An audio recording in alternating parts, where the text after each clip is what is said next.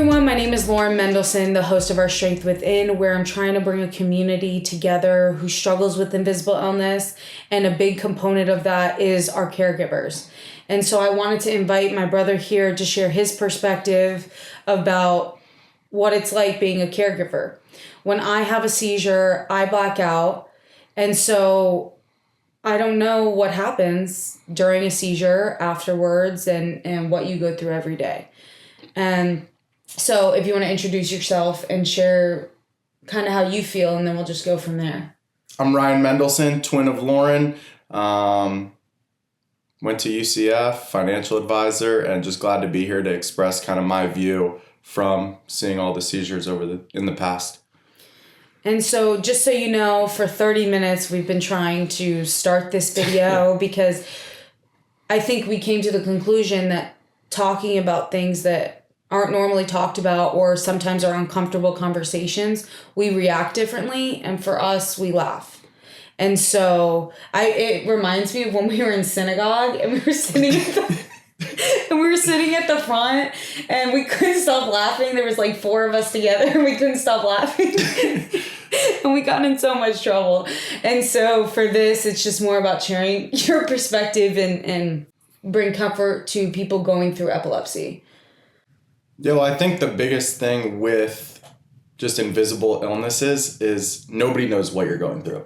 And I think that's what's so tough. I personally deal with vertigo, and I try and hide it from you, from my girlfriend, from the rest of my family, to just do it by myself, deal with it, and then move on with the day. Mm-hmm. So that's why I'm so understanding with your seizures is like, one, some people could view it as embarrassing. When it's not embarrassing, we just need more people to be able to step up and talk about it like yourself. Mm-hmm. But the second thing is having the courage to be able to actually express what you're going through, allowing other people to feel safe to talk about their issues. But then most importantly, allowing your family and your support system to have your back. So when you do have those tough days, you're not doing it alone. So I think that's why I've been such a big support system is I want to make sure you don't forget to take your meds. I want to make sure that you always have a ride. I want to make sure that you never feel alone because it's hard. So just a little bit about me taking my meds.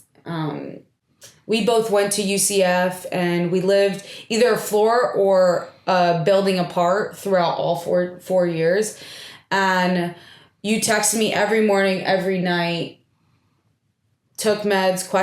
Took meds, ? And if you don't hear back from me, after an hour, there was calls, there was more text, and through college, and you texting me, did it feel like a responsibility that you had to take on, or did you feel like you wanted to, like?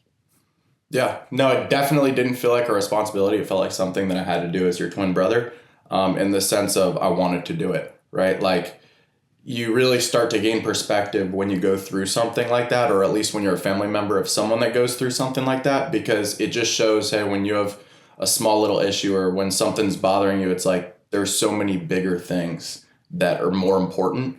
So it wasn't a responsibility. It was more of, hey, I wanted to text you in the morning. I wanted to text you at night. I wanted to make sure that you didn't miss your meds, because the feeling of me seeing and walking into your first seizure was worse than any feeling I've ever been through. Right before we started recording, we were watching the videos that my dad took June 27th of 2020. And that was one of my bigger seizures. And I heard you repeatedly say, is she breathing? Is she breathing? Is she breathing? So what did you feel? What do you remember from that day? And we were going through the videos and he was like, I can't watch it. It's really scary. And so, yeah. Well, I would like to say on camera, I'm not exactly the emotional type, but this gets me every time. Like, I couldn't even get through that video, because when my twin goes through something, it feels like I'm going through it with her and I can feel her pain. The story that I always just come back to, it actually happened this year. I was at my house with my dad. My sister was in the hospital with my mom and her boyfriend, Curtis. And I literally was getting ready for work. I was supposed to wake up at like 6:30 in the morning. I ended up waking up at 5:30. And I walked straight downstairs to my dad's room and I said, hey, have you heard anything about Lauren? And this is when I started to finally believe, like, yo, the twin thing is real. I went down there and I was like, yo, have you heard anything from Lauren? Like, I had a weird feeling. I had a weird dream. I just had this weird thing in my heart and I didn't know what the heck was going on. And my dad was like, no, I haven't heard anything. I ended up going to work. Like 2 hours later, my dad called me and goes, yo, there's no way. Like, you felt something and it happened. Lauren had another seizure last night, or she had the feeling of having one, had those bad dreams. And I was just like, well, like, this thing is real. And like, I need to be her support system because I'm the one that can feel it in a sense too. But it's just going back to 2020 when I did see the first seizure, like, even though it was happening to her, like, I felt like my life was ending. and that's genuinely how I felt. I mean, just seeing her unresponsive, but like her eyes open, her still breathing, but looking like she was dying. Like, I've just never experienced anything like that before. And all that I could keep thinking of, like, what would this life be without my twin sister? And when I have small problems come up on a daily basis, like, I always go back to that because life is so important with the people that you surround yourself with. And if God forbid this was bigger than a seizure, like, I don't really know what I would have done. So that's kind of, I kept saying, is she breathing? Is she breathing? Because if she stopped breathing, I don't know what the hell I'd be doing with myself. So I'm the emotional one. Yeah. He's emotional right now, but I'm the emotional one. It's really hard. It's really hard to hear because I don't feel that emotion while it's happening. I'm scared afterwards and I'm not sure what's happened, and it's scary to know of, like, or think of, like, what did happen, but I couldn't imagine going through it. When I talk to my parents, when I talk to my other brother, like, they always kind of go back to how you just explained you feel, and it's heartbreaking. Like, I had no words just now because it's really hard to, like, just go through. And how do you cope with it?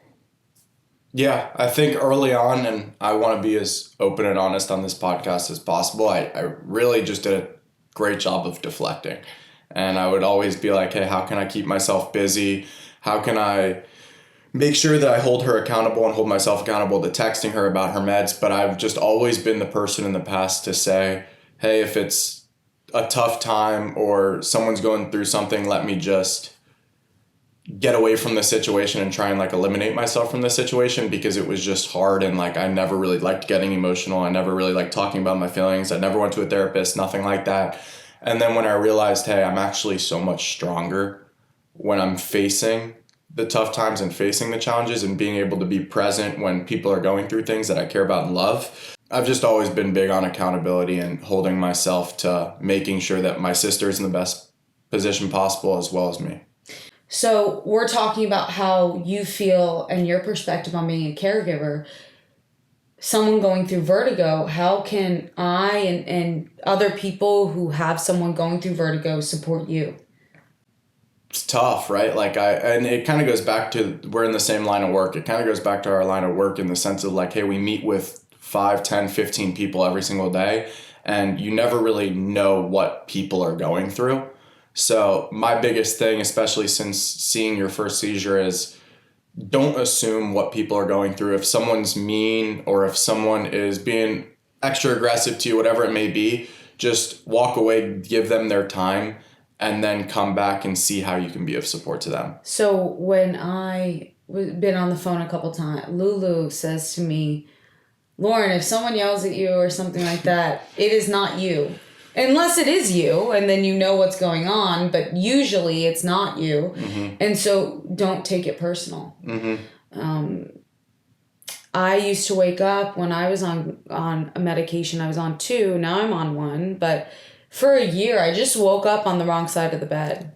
Like, I was emotional. Okay, I could talk about that. And so, like, but I guess you could sometimes understand because you knew what I was going through. Earlier, we were brainstorming on what do we want to talk about. There's so much to unfold. And when you asked me, and I was like, okay, this is something we need to bring up, is what's going on now? Like, he just moved out. So we used to share a bathroom. And when we went into high school, we decided it's better if I have my own bathroom and he has his own bathroom. And we were still one door apart. And I think because now that you've moved out, that you're like, hey, what's going on? And I just shared with him recently, I've been having my dream that I was trying to figure out what was going on in May. And you said, how do we fix it? My whole life, you've always been like, there's no like, and this is more coming back to maybe you're not as emotional as me and some people, that there's always a solution to a problem. And 70% of people don't know why they have seizures. And so I guess the solution of the problem could be just being there for your loved ones, being there when I wake up and I'm scared. So now that you've moved out and we're not one door apart, one building apart, one floor apart, how do you feel? Do you think about it? Do you not? Yeah, it's interesting. So I haven't seen my sister in a little bit now, ever since I moved out. 3 days? Okay, but the point is usually we talk every day. Yeah. And I think I just asked her, like, doing this video and laughing at the start, like I haven't heard. Okay? Yeah, are you okay? I haven't heard about the seizures in a while. Like, what's going through your head? How are you doing? How's work going? Like, and it's just, I think moving out, like it is. I'm super happy that I did it. I'm moving in with my girlfriend. I'm starting a new chapter. The first girl he's ever lived with. So it's a whole transition now. And we're starting like the next chapter. But when you start a new chapter, it's not necessarily like, I always felt like you have to close the door behind you. And just being here, being able to do this podcast, like I'm honored to actually be here and be able to share it, because I've never shared it in the last however many years, 5-6 years, about how I've been feeling. But I think also with all that, it comes being a little scared, right? Like I feel like I've always been the person to have a solution for every problem with everything in my life. And I think I just asked her today, what are you still going through? Because I wish she was going through nothing, right? Like I wish there was nothing that was still bothering her. I wish she wasn't having seizures. I wish that I could somehow transport the seizures into my body. And just allow her to live that perfect life with no like hurdles. And part of me when I moved out was like, damn, now I'm not one door away. But the other part is she can do this. She has the sort of support system around her. She has Curtis. She has my parents, and life is just really good. And there's a reason that she has seizures, and it's just part of her, and it's part of her journey and part of her story. Yeah, I believe, and I think when we talked about just growing up in the same household with the same parents, it's I'm a little emotional, and that everything happens for a reason. Like that's, I think, the biggest thing that I like hold on to close. Before we wrap up, is there some advice that you can give to people who are also going through vertigo? Because it's your own invisible illness. And yes, we've talked about epilepsy and how you as a caregiver have your own perspective. And I hope caregivers feel comfort for what he's sharing. And if you want to come speak, you're more than welcome to, because we always need to learn from you. The biggest thing I think you should leave us with is, what advice can you give people going through vertigo? Maybe how to communicate it? What do you want to share? I would say don't view it as an illness. I would say don't feel alone when you're going through something. Just because other people may not see it, like express it. Like the reason I'm on this podcast is because Lauren had the courage to express something that a lot of people feel uncomfortable about. And I'm one of those people. Like every day, like I will wake up in the morning, the whole room will be spinning. I'll go to the bathroom, I'll do what I gotta do, and I don't tell anyone about it, and I go on with my day. I haven't always had the courage in the past to be able to express like, hey, I am going through something. Well, you know what's funny is one weekend, it was the second weekend that Curtis and I were dating, and the first weekend I was going to meet his parents. Mm-hmm. And I woke up, I thought I had a seizure. And I woke up and I was disoriented and everything. And my Uber was coming in 10 minutes. So I overslept and stuff. And I could barely function. Like, I couldn't walk straight. And thankfully I wasn't driving, because like I always thought of you can't drive because you have a seizure. I didn't think of it like the whole world is spinning, you should not be operating a vehicle. And so more people than I thought can't drive, not just for epilepsy, other things. Like I'm assuming vertigo is you have to pull your stuff together before you go on the road. But I was nauseous. I couldn't see straight. I still, when I look to the right, I kid you not, I look to the right and I start spinning when I'm on my back. But it doesn't affect like my everyday. Like I look straight and I'm good. And growing up, I always used to be, and tell you that was BS. Like I when I was growing up, I used to be like, that's BS. Like pull your stuff together and let's keep moving. That was the first time that I kind of saw a little bit into your world, and it made me more empathetic. It shifted my perspective. And so for all of you who don't go through what other people are going through, I never wish that upon anyone, whatever I go through or what he goes through, but it did shed some perspective and light on your situation. And I just want you to know that I'm here as much as you're here for me. And I'm just thankful that you were open enough to come speak about what you go through. Also, at the same time, how you take care of me. And so what are some last words and thoughts that you want to share? Yeah, I'll leave everyone with this. I would say my biggest regret, but my biggest learning opportunity that I feel like I've actually converted on, like at this point in my life, is allowing little things to affect me as much as they did, but not focusing and not just honing in on the things that are actually important, right? Like when now I feel like I'm pretty like locked in with what do I want to focus on? It's work, like impacting my community. It's my relationship with my girlfriend. It's growing a family. Her name is Bree. Brianna. But that's really important to me. And I took that step. I took that next chapter to move out. But most importantly, just keep giving and keep focusing on my family, my mom, my dad, my sister, my brother, my dog, our new bunny. But all of those things are extremely important to me because, like I said, the first time I saw the seizure and the first time I went through vertigo, the first time my brother went through some adversity in his life, that's what's important. And that's what I want to continue to be the older brother on, is continue to be that support system and just continue to love the people that I do, because who knows, one day they may not be here. Also, just to plug in to end on a more positive note, he said older brother. I am 14 minutes older than him.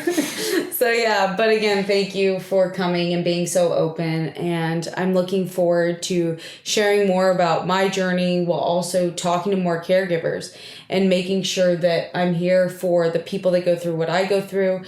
And if you ever want to reach out to me or get in touch with Ryan, I'm sure he would love to talk to you. And so thank you, and I hope everyone else has a great rest of the day.